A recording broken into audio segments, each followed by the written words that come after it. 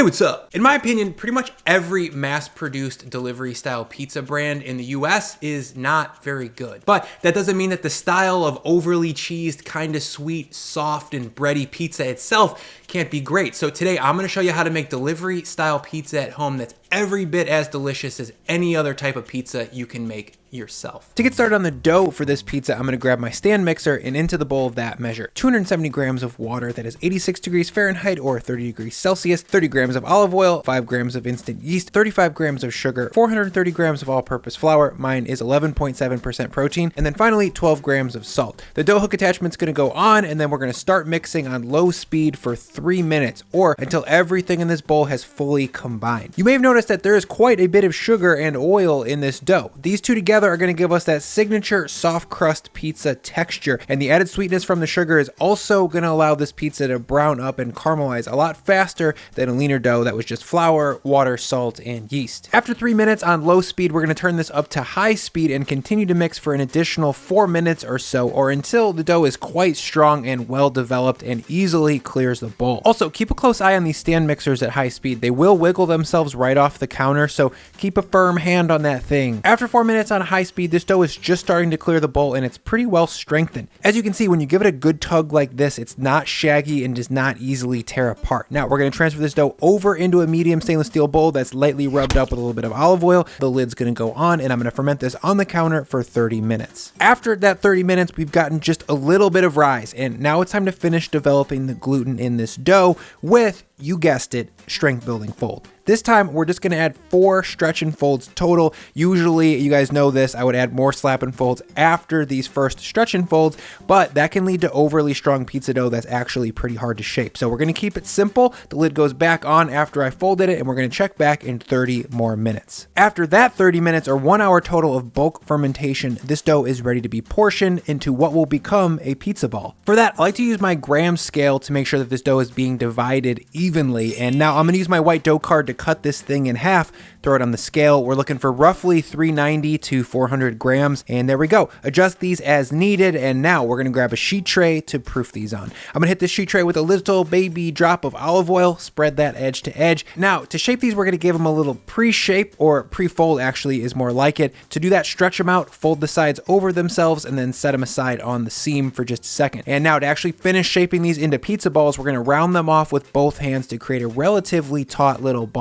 Again, don't go too crazy with strength here. We're not trying to get these loaf of bread strong. We want just enough strength for this thing to stay together through stretching. Once both of these pizza balls are shaped, we're going to cover them well with plastic wrap, or an upside down sheet tray will also work if you don't have good plastic wrap. And then we're going to put them in the fridge to cold ferment for as little as 4 hours, but preferably overnight. The next day, or 24 hours later, we're going to pull our little pizza balls out of the fridge and let them come back roughly to room temperature for about 90 minutes covered. This step is going to make the pizza a lot more alive and make it rise higher in the oven, but also tempering it like this is going to make it much easier to shape. So in the meantime, we're going to get our toppings for the pizza sorted out. First things first, let's talk about cheese. I've got 2 selections here. The first being a full-fat mozzarella, aged, classic, robust, and then an aged provolone. This brings a little funk and sparkle to the party, a little extra something. And I am going to be grading these myself. So for that, I'm going to grab what the internet has pointed out to be a very inadequate small-ish box grater, and I'm going to use the largest hold sides. I did try 2 other iterations of cheese blends for this pizza. One was a 1:1:1 equal parts mozzarella, provolone, and Monterey Jack cheese, and it was delicious, but the Jack cheese really didn't bring any flavor, and there wasn't anything to write home about texturally in that blend. And in the second setup, I added white cheddar to the mix, and that blend was interesting, pretty different, definitely fun, but it tasted too much like lunchroom pizza, not enough of that classic delivery style pizza flavor. So the mozzarella provolone blend is the best in my opinion, and to be more specific, it's about 70% full fat aged mozz and 30% aged provolone. For 2 pizzas, we're talking roughly 200 grams of mozzarella and about 90 grams of provolone cheese. Once these are grated up and all mixed together, we're going to set those off to the side so that we can make some pizza sauce. For that, all we need is a can of tomato paste. That's right, all killer, no filler, baby. This stuff is gonna make a very concentrated, smooth pizza sauce that is exactly the flavor of what we need to hit the mark with this pizza. I'm gonna empty this whole can into a small container. This is 150 grams of tomato paste. On top of that goes 150 grams of water, 1 gram of salt, 10 grams of sugar, 10 grams of olive oil, quarter teaspoon dried basil, quarter teaspoon dried oregano, 1 gram of ground black pepper, 1 gram of garlic powder, 1 gram of onion powder, and about a quarter teaspoon chili flake. Now, with my immersion blender, I'm gonna pulse everything up real quick just to combine. And if you are mad and slightly anxious with the fact that I just combined volumetric and weight measurements in one recipe, I'm with you. My scale is no good on measurements sub 1 gram though, so it's actually more accurate in this case to use a quarter teaspoon for the herbs. Once this is pureed well, let's take a look. It's gonna be sweet and thick and spreadable, and it's exactly what we need to pay tribute to and surpass that cardboard box pizza of our youth, and it tastes perfect. Now, about 45 minutes before we want to build pizzas, we need to preheat the oven to its highest setting, in this case 550 degrees Fahrenheit or 287 C, and I'm going to place 1 rack in there in the upper third of the oven. This makes a big difference in the way the cheese melts and caramelizes. There's just more heat for the top side of the pizza the higher you go in the oven. And oh yeah, preheat your stone or steel as well. I just got this pizza steel to replace my ratty ass pizza stone, rest in peace, and it is so dope. You guys, stoner steel is not a question anymore. I am firmly a simp for pizza steels now.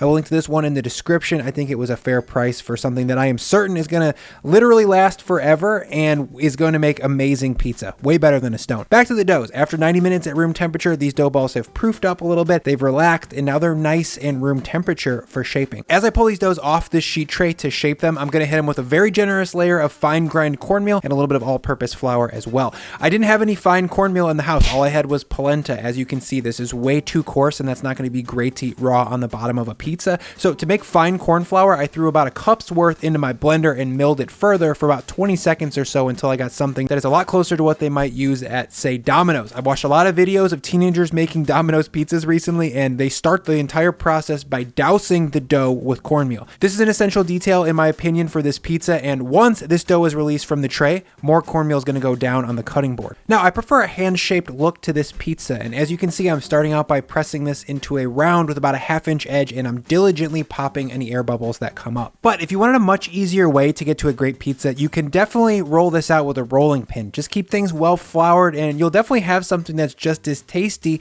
but in the end it'll be less Instagrammable. You won't be able to show your buddies that super tall puffy crust on the outside, and we all know that if you can't do that, why does it even matter? So I'm going to show you how to build this without a roller. Once you have this dough pressed into a roughly 8-inch round like this, you're going to lay one hand flat on the dough and use the other to pull it out, flip it over, and rotate it. This flipping and rotating move is hard to describe, but it is the best way I know how for people of any skill level to make well-shaped pizza at home. Once the pizza dough is stretched out into roughly 12 inches, I'm going to gently flip that over onto my right hand, grab my pizza peel, hit that with some more cornmeal, and then gently lay down the dough. Adjust things as needed, and if there are any large bubbles in the middle, pop those for sure. They're going to lead to not very cute, very large bubbles later on that are going to totally mess up the look of your pizza. The first topping down is going to be the sauce that we just made. I'm putting down about a 1/4 cup or maybe 5 total teaspoons, and I'm just going to spread that crust to crust. Next up is that mozzarella provolone blend, and resist the urge to totally white out this pizza with cheese. We want to toe the line of cheesiness. Too much and things won't melt properly. Too little and this definitely won't be the cheesy delivery style pizza of your dreams. Next up is to season this cheese with some salt. This makes a big difference. Give a pinch of that on there. And then finally, peps. You can top this as you see fit with whatever toppings you want, but for me, the classic 1-800 pizza time, 30 minutes or it's free delivery pizza is 100% a thinly sliced pepperoni pizza. And these are just standard issue Ronies from the grocery store. They're Boar's Head brand. They're dope. They taste delicious, and make sure you space them out a little bit. We don't want too many Ronies on this pizza. We need clear openings for brown cheese melt. You guys understand what I mean. And take a look. That's a well-built pizza. This thing looks absolutely deadly even before we bake it. One last shimmy to make sure it's not stuck, and we're going to load into a 550 degree oven. All that cornmeal should allow this pizza to slide right off the peel and onto the steel. Now for bake time, home ovens vary widely, but for me at 550 degrees, this pizza takes about 7 minutes total. And do not be shy about cooking these pizzas hard. A doughy pizza like this needs a large dose of heat to set things up properly and to keep things from being gloppy and soupy. After that 7 minutes, Oh my Lorne. Look at this thing. It's risen a solid 3 inches in some spots, and the crust is perfectly golden brown all over. The bottom is really well set up. It's also golden brown and covered in toasty cornmeal. And I know you're thinking it, where's the garlic butter on this crust, bro? Right here, homies. I've got a little half stick of butter that I melted and threw a few smashed garlic cloves and fried that up for about a minute or so. Let that steep while we baked the pizzas, and now I'm going to liberally baste it all over everything. The cheese is well browned on this pizza, but not oily. The pepperonis are just barely cupped up and a little crisp on the edges, and they're just sweating a little bit of their pepperoni juice. It's yeasty, it's bready and chewy and sweet, and that's all balanced by some savory cheese and salty pepperonis. I honestly can't think of a more nostalgic, fun way to eat a pizza. All we need now is a Nintendo 64, a new release VHS from Blockbuster, and a few liters of cola. Let's eat this thing.